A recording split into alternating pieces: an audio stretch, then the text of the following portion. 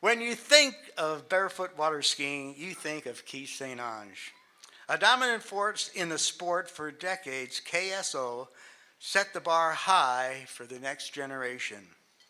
As a young man, he shared the dock with legends Ron Scarpa and Mike Seipel, and soon surpassed those pioneers of the sport, bringing barefoot into the new millennium. KSO was the first barefooter to score more than 10,000 points in tricks and has set world records in all three events. He currently holds the men's slalom world record of 20.6 points. He's won 14 world championship gold medals and is a two-time overall world champion.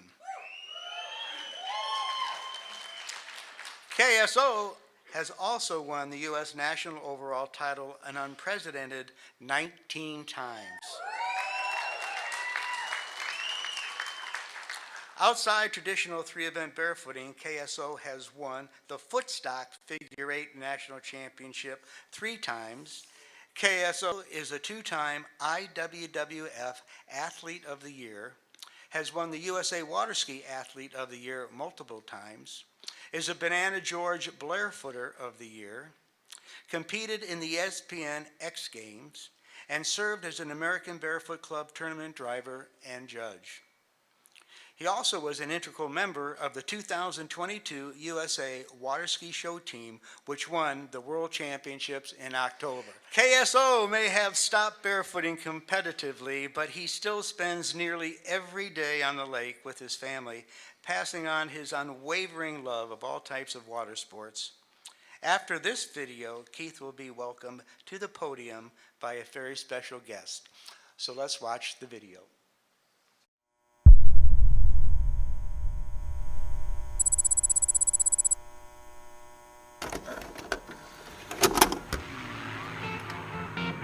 And on a lighter note, barefoot water skiing is part of a new group of extreme sports which are growing immensely in popularity. Tonight, News 12's Joe Chiazzi profiles one amazing world-class skier who's spending the summer right here in Helena. Keith Claude St. Onge is not your normal 19-year-old. St. Onge, this is his second round jump. He's looking good here. He needs to go into the mid-6,000s to give Scarpa a run for his money. Keith St. Onge wins the tricks, his second gold medal. Pending world record beforehand, so just about everything combined nicely for the youngster. He's having a great day so far. Sits down on the toe back in front, but he's tricking feverishly, going for huge bonus points here. Waiting to vote speed up. I want to go faster. He's going for a big one here, folks. Oh, and have a look at that. That is a massive jump. St. Onge throws a flip as he goes to the 360.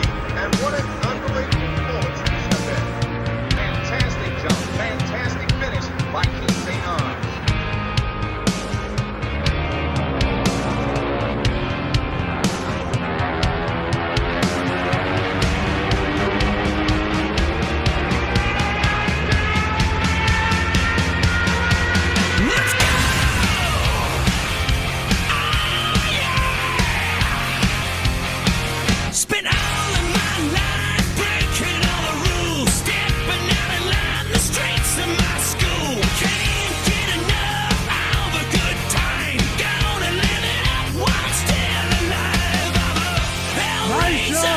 Nice job. It's going to be interesting. 24.5 meters. Live wire, wildfire. I'd rather burn up in flames than fade away. You gotta live it up.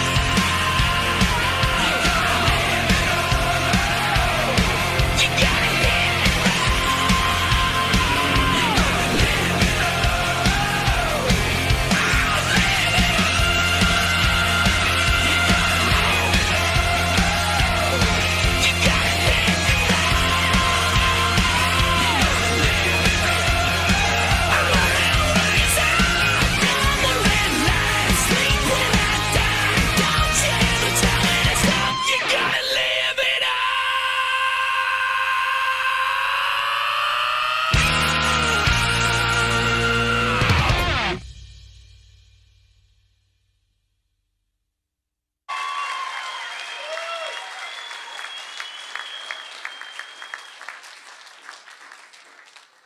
Keith, that was a cool-ass video, and I'm in the business, so I love that.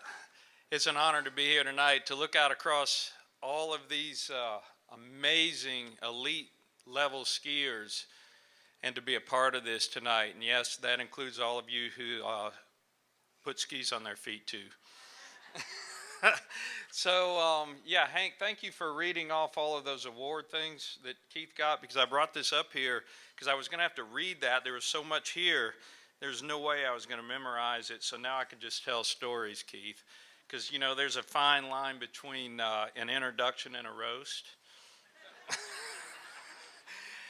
Oh, back in the day, Swampy called me up, said, we got to teach this kid his surface turns. And so I had the privilege of flying to a beautiful but cold lake on Bagog in New Hampshire, and where I wore a dry suit the entire time until I lost a bet and had to do it back deep in my underwear. But anyway, we chased loons around the lake and freaked Swampy out a little bit. Had a good time up there, right? Keith was one of those students who was just an easy gig, because the guy was super talented, he was super tough, he was super smart, and he listened so well. He was so good that he learned his reverse front to back on his very first attempt. Remember that, Keith? Yes, you did. And I knew right then and there I was in trouble. And he's one of the, it's a love-hate relationship. He's one of the reasons I quit barefoot skiing. No. I looked down at those size. He was about 12, 13 years old, and I looked down at those size 12, 13 feet, and I thought, this is not fair. He gets to compete on shoe skis.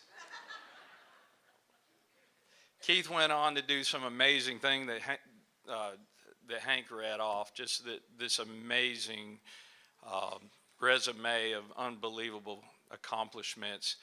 But Keith, the biggest accomplishment in my mind is your character of excellence. That's what I'm most proud of, to see you today with your family, your beautiful family, and your character of excellence that's just been with you through this whole thing. And I appreciate the opportunity to stand up here for you today. Ladies and gentlemen, Keith St. Onge.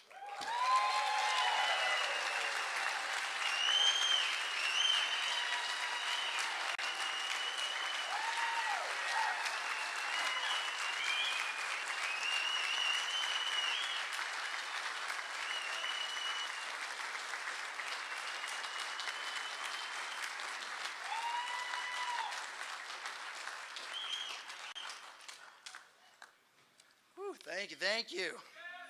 Hey, hey. I love you guys. I love you. Oh, this is awesome. This is awesome. Well, gentlemen, the mayor from Lake City had doing his speech on his iPhone. I got paper. Only 10 minutes, though. Promise. Maybe I shouldn't promise, but. Of course, I'm honored to be standing here tonight. Congratulations to Jimmy and all the other honorees. And thank you for Scott for the introduction. You know, if it wasn't for Scott, my barefooting definitely could have gone a different direction, and not for the better. And if it wasn't for Joe Malenfant, we would have never met Scott Gray. And if it wasn't going to barefoot water ski, yep. And if it wasn't for going to barefoot water ski tournaments, we would have never met Joe.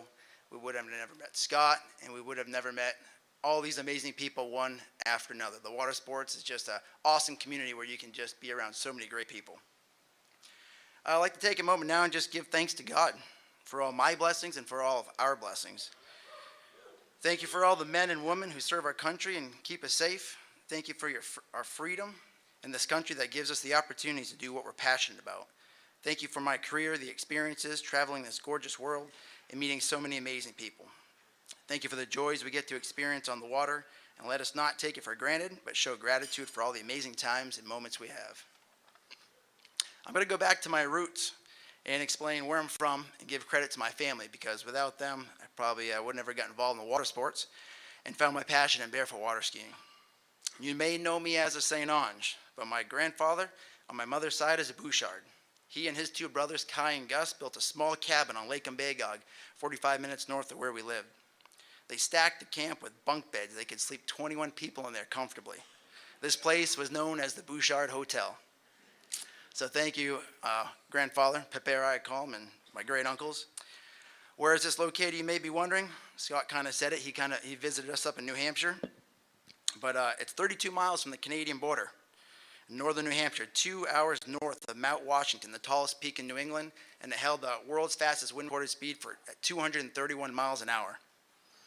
They held that record for 62 years. This is hockey country. This is snowmobile country.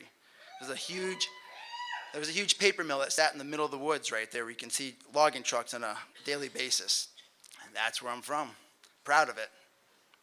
Doesn't sound like an area where a professional barefoot water ski would come from, but, well, we didn't know any better, and we just had to deal with what we had. But passion can do amazing things to someone. So where did that passion start? My cousin, Gary Bouchard, a.k.a. Swampy.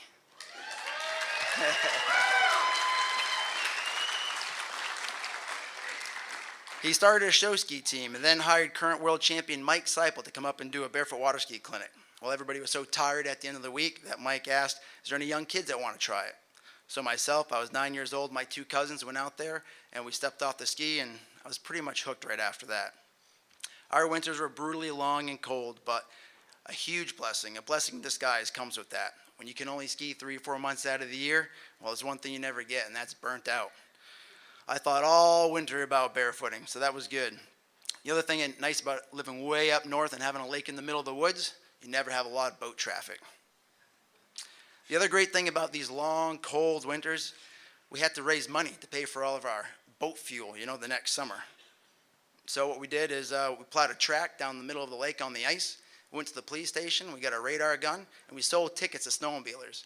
And they would zip down this track, and we'd give them their speed, their top speed. Obviously, there's no GPSs back then, and all the speedometers, they weren't accurate. So we gave them the top speed. My mom and my Aunt Estelle sold food in the back of a pickup truck, and that's how we raised money. Now, granted, back then, gas was less than a $1 a gallon back then, but when you go 45 miles an hour and you're skiing several hours a day, you burn a lot of fuel. So we'll fast forward to 13 years old. I had a newspaper reporter ask me, where do you see yourself taking your barefoot water skiing in the future? It was a simple answer at the time at 13 years old. 13-year-olds, dream big, I guess. I said I want to move to Florida, open up a ski school, win a national and world title. Well, fast forward to 19 years old and a lot of skiing in between. That's when Scott Gray came into the picture and helped Swamp and I take my skiing to the next level. Well, at 19, I moved to Florida. I started a ski school and I won my first national title.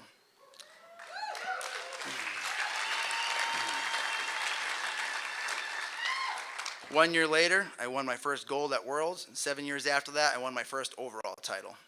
But the reason I brought my past up is to let people know, and especially to let the younger generation know, it doesn't matter where you come from. It doesn't matter what roadblocks you may have. It doesn't matter if you can't ski year-round or might not have ideal conditions to ski on. It doesn't matter if funds and money may be short, you can raise money. But what does matter is the support team around you, like my family and Swampy and everybody else up there. What does matter is where your heart is. What does matter is positive attitude, perseverance. Are you passionate about what you're doing? Does that passion fuel you? And if it does, dreams and goals can be fulfilled. Remember, though, there are a lot more losses than wins in most things we do in life. Can you be a good sport and congratulate your competitors? Will you allow the losses to motivate you? Losses force you to learn things about yourself, some things you may not like. Losses bring out your true character. This is the beautiful thing about competition in life. It shapes you as a person. So back in the day when you made it on the podium at nationals, people would yell out, "Where are you from?" That's right. So I'd yell out, I'm from the East. Or if you're from the West, I'd yell out, "I'm from the West." Well, the next year, I flew from New Hampshire to Florida for the U.S. team trials, out west for the X Games, did one of my first clinics in Michigan, flew back for the Eastern Regionals, and went down to Houston, Texas for the Nationals. So then, when I was back on the podium that year, I heard it again. "Where are you from?" And I wanted to say the East. I really wanted to say the East this time, but since I hit all the regions, made some great friends along the way, and I wanted to be politically correct, I just yelled out, "I'm from the United States."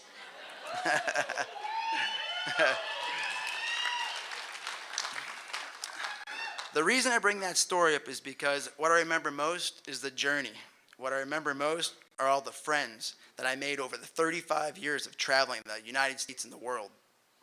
The families and the people that took me into their home. The quality time I spent with people in the boat. The smiles I saw on people's faces when they learned something new. traveling the world and having these experiences. It was the journey. It was the people. Those are my best memories. I'd like to thank, in closing, I'd like to thank Betsy Gilman for organizing this awesome ceremony.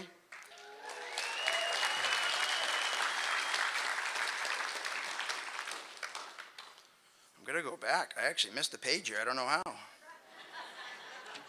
I missed a page. It's an important one, too. All right, you'll hear it. Here we go. Here we are. All right, so people ask me what some of my best memories were in my career. Always a tough question, right? Where do you start? Well, being at that little camp with my sister, Kendra, and all of our friends and cousins up there, traveling to all the tournaments and training with my father, Swampy, and my old training partner, Spray Danny.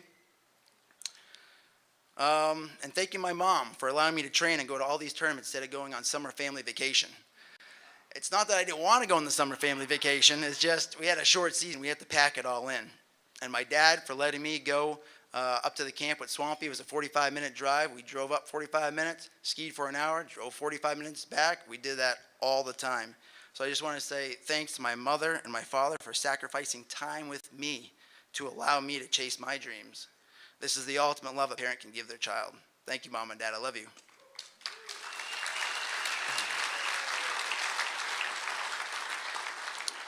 So I'd like to thank my sponsors and everyone who supported me throughout my career. Thank you to the judges at the tournament and the boat drivers and the officials, my training partners at the World Barefoot Center, coaches, Swampy, Scott, and people from the coach of the U.S. team. Thank you for all your time and your support. This sport has challenged me, taught me so much about myself. It has humbled me. It's given me confidence. It's allowed me to live out my dream. But the biggest blessing it's given me is meeting my beautiful wife, Lauren, and having our 3 amazing children.